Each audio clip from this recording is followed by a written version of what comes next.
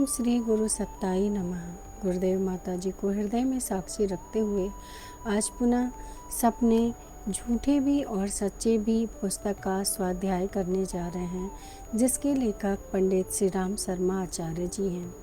इसमें गुरुदेव ने बताया है कि सपने बहुत तरीके से हो सकते हैं और स्वप्न का अर्थ भी होता है। स्वप्न कब किस अवस्था में आ सकते हैं और कौन से स्वप्न झूठे होते हैं और कौन से सही होते हैं।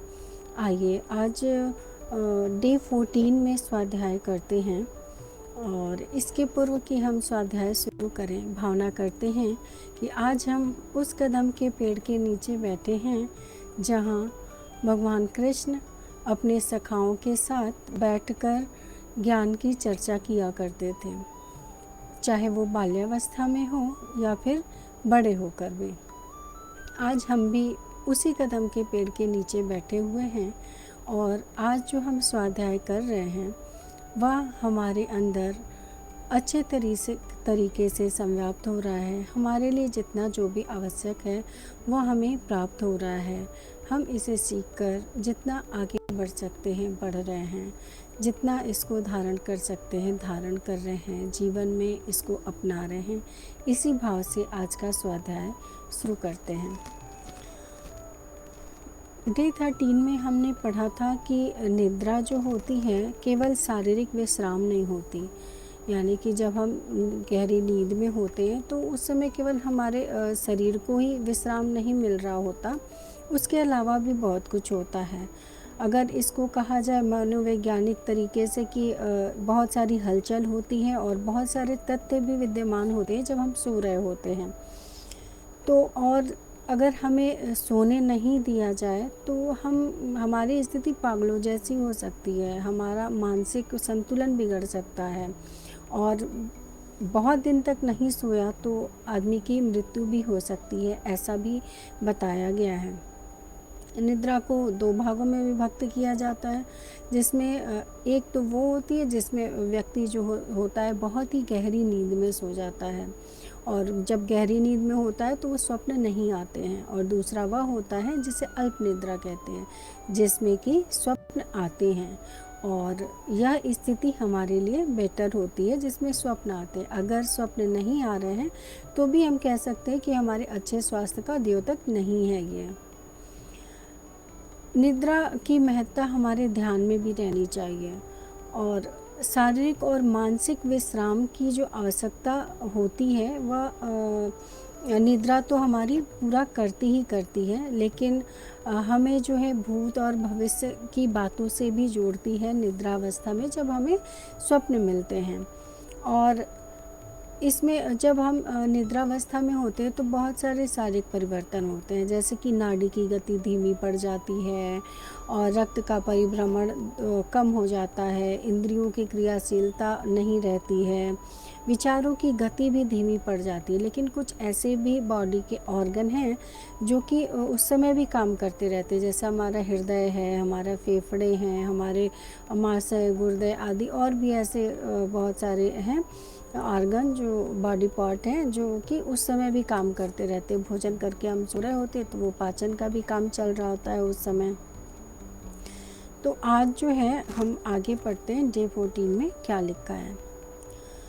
कोलोरेडो विश्वविद्यालय ने कुमारी डोरोवी मार्टिन और फ्रांसिस स्ट्रविक के तत्वाधान में 30,000 स्वप्नदर्शियों द्वारा देखे गए स्वप्न का 1 वर्ष तक निरंतर विश्लेषण किया। इस प्रयोग में करीब 300 विश्लेषणकर्ता मनोवैज्ञानी नियुक्त किए गए थे।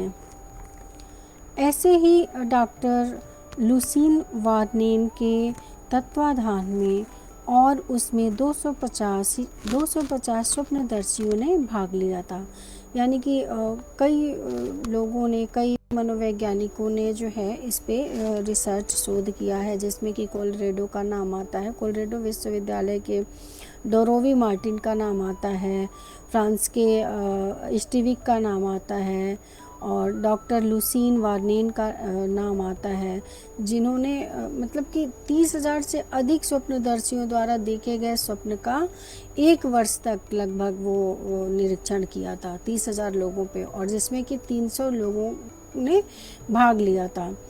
और इसमें 300 विश्लेषणकर्ता मनोवैज्ञानिकों ने, मतलब 30,000 लोगों पे जो है प्रयोग किया गया था, जिसने स्वप्न देखा था। और 300 मनोवैज्ञानिकों ने, जो स्वप्नदर्शी जो होते हैं, जो इसके बारे में विश्लेषण करते हैं, ऐसे 300 वैज्ञानिकों ने इसमें भाग लिया था।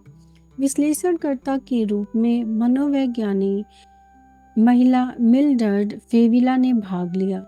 यद्यपि देखे गए स्वप्नों में से 1/3 के ही कुछ निष्कर्ष निकाले जा सके, उससे इस नतीजे पर पहुंचे कि प्रयत्न करने पर अधिकांश स्वप्नों के आधार को ढूंढ निकाला जा सकता है और उससे मनुष्य की शारीरिक एवं मानसिक स्थिति का सही पता लगाया जा सकता है। जिस प्रकार शरीर शास्त्री मल मूत्र थूक रक्त आदि का एक्सरे फोटो विश्लेषण करके रोगी की स्थिति का पता लगाते हैं, ठीक उसी प्रकार स्वप्नों के माध्यम से मनुष्य की अविज्ञात सूक्ष्म परिस्थितियों को जाना जा सकता है। विशेषतया मानसिक विश्लेषण में तो उससे बहुत अधिक सहायता मिल सकती है।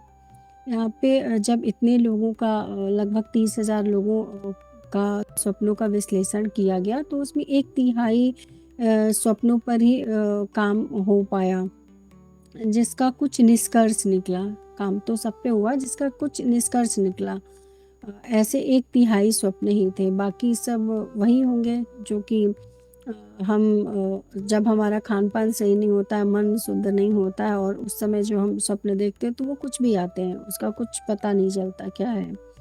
और जिस प्रकार से हमारे बॉडी की चीज़ों का, ब्लड का, यूरिन का, लार्वा का और स्टूल का टेस्ट होता है और उसका निरीक्षण निकलता है, उसी तरीके से हमारे जो स्वप्न होते हैं उन पे भी निरीक्षण परीक्षण किया जाता है, जिसका जो है कुछ न कुछ क्या उस स्वप्न का अर्थ है, ये पता लगाया जाता है।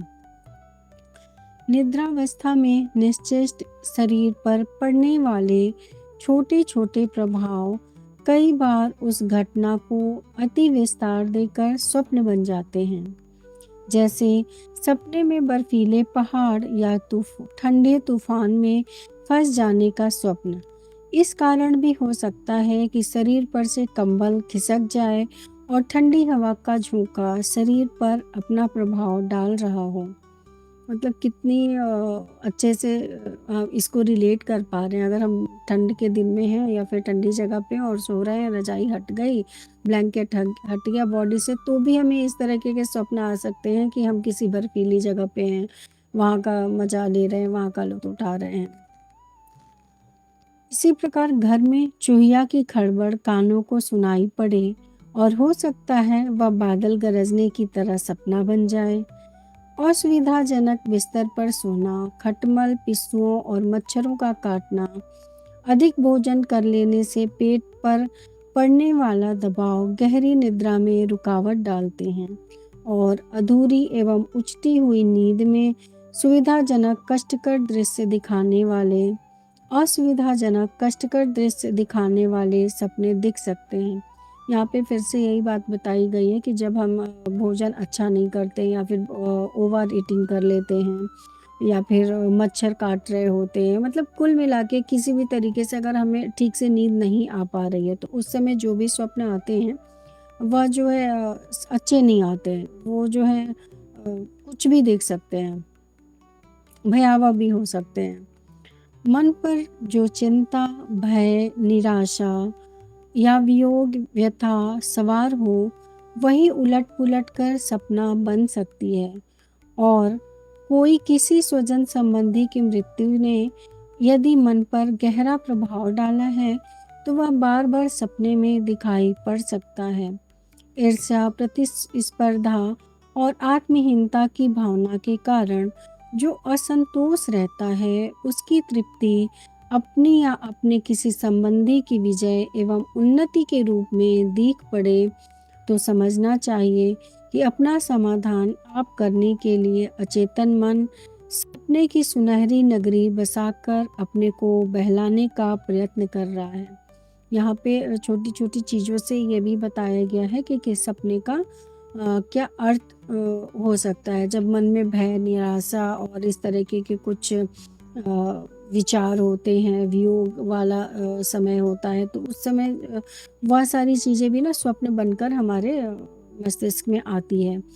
अगर कोई स्वजन संबंधी हमसे दूर चला गया है, तो उससे भी और उस समय हमारे मन पे बहुत गहरा प्रभाव पड़ता है, तो उससे भी उस समय भी स्वप्न बहुत दिखाई पड़ सकता है, जो उनसे संबंधी हो सकता है। वो अच्छे भी हो सकते हैं, बुरे भी हो सकते हैं। इसका अनुभव तो हमने खुद भी किया हुआ है। और उस समय कहा जाए, अगर बहुत ज़्यादा मन विचलित है, तो आसुरी प्रवृत्तियाँ भी शायद आपके ऊपर हावी होकर ऐसे सपनों को मतलब दिखाती हैं, जो कि सही नहीं होते हैं।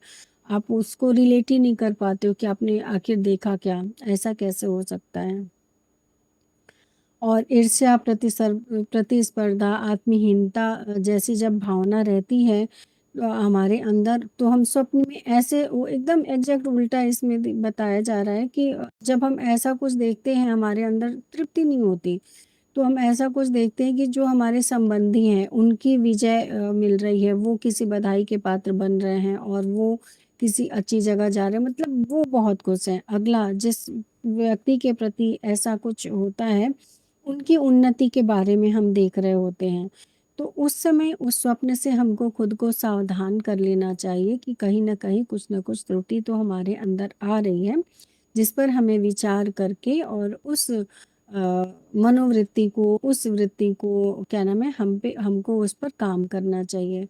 और इस काम करने में कहा जाए तो गायत्री मंत्र बड़ा ही सार्थक साबित हो सकता है। अगर हम कुछ ना करें तो कम से कम सुबह-सुबह 24 गायत्री मंत्र, सुबह उठते ही बेड पे 24 गायत्री मंत्र कर सकते हैं। रात को सोते समय 24 गायत्री मंत्र कर सकते हैं। भारत माता और पृथ्वी माता और अपने इष्ट गुरुदेव को बहुत सारा धन्यवाद देते हुए अपना दिन का शुरुआत कर सकते हैं। और एक संकल्प कि आज जो हम करें सार्थक करें, इस संकल्प के साथ हम उठ सकते हैं। तो डेली अगर हम जब ये करते हैं तो उसका एक प्रभाव कहते हैं कि मतलब जब नेगेटिव सोचते हैं तो नेगेटिव चीज़ें आस-पास होती हैं, जब हम पॉजिटिव सोचना शुरू करते हैं, पॉजिटिव चीज़ें करना शुरू करते हैं, तो उसका पॉजिटिव प्रभाव भी पड़ता है। तो आज के लिए इतना ही, आगे कल पढ़ते हैं। हमने जो पढ़ा वो हमें आत्मसात हम इसे कर पाएँ और इसे समझकर अपने जीवन में अप्लाई कर पाएँ, इसी भाव से ओम भूर्भुवः स्वः तत्सवितुर्वरेण्यं भर्गो देवस्य धीमहि धियो यो नः प्रचोदयात्। ओम शांति। सभी को बहुत सारा प्यार, बहुत सारा स्नेह।